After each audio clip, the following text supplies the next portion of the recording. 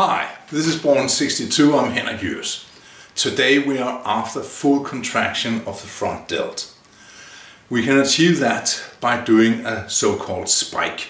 It's a very dramatic name for an exercise, but what we do is that we lift up both our hands together against resistance until we reach the point where our arms cannot go any further back. That is a spike.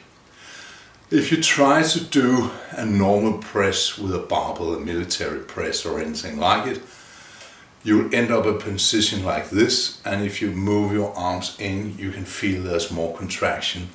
So what we're after here is a little more than you'll get normally in a military press or anything else. You can achieve some of this by doing dumbbell presses, and I'll return to that in future videos, but today we'll look at the spike. More than a year ago I did a video about doing spikes in a sling trainer or TRX if you want, and one of the benefits there is that as you come up and stand more and more erect, much of the resistance will go away. So at the top point where most people are not very strong, you will not have that much resistance. So in order to build up strength for this, you could train with a sling trainer for quite some time and build up reps and strength, but sooner or later you have to add more resistance to the top point to really get something out of that contraction. And for that we're going to use cables. It goes without saying that there will not be much contraction from a dumbbell up here, because it will be your skeleton that will carry the resistance of the dumbbell and not your shoulders. So what we're doing, we are going to use a rope attachment to the cable machine, and I'll show you some different variations of how to do it. First off, the rope attachment at the low pulley of the machine. I'll be standing up, I'll be standing at an angle, otherwise my hands will hit the upper beam. And I'll start from here, and I'll simply lift up the weight to here.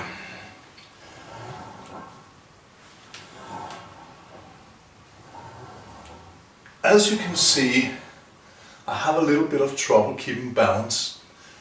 When I have to contract all the way back, I tend to lean a little back, put the weight on my heels, and I can also end up hyperextending my lower back.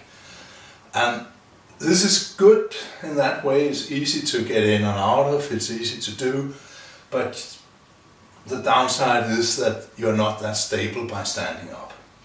Also, some people by standing up will have a tendency to kind of throw up the weight and thereby losing that contraction we are after. So if you go like this, it's not the right way to do the exercise. You have to lift it up and contract and lower it down again. And hold that contraction for a bit, otherwise you will not get the full benefit of the exercise. But I will show you another way to do it too. Okay, now I'm sitting down.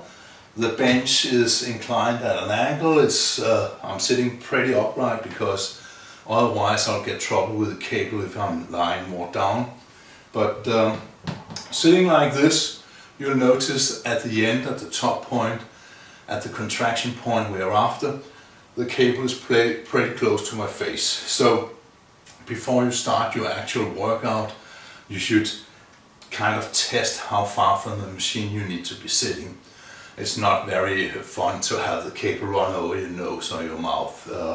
That can burn a lot, so try to avoid that.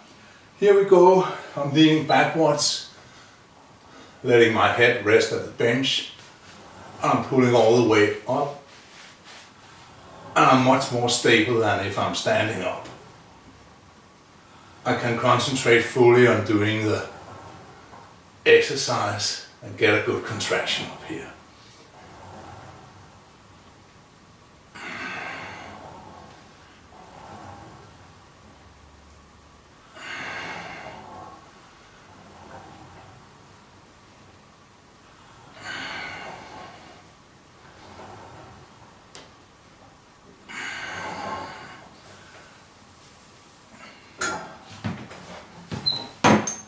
And that's it really.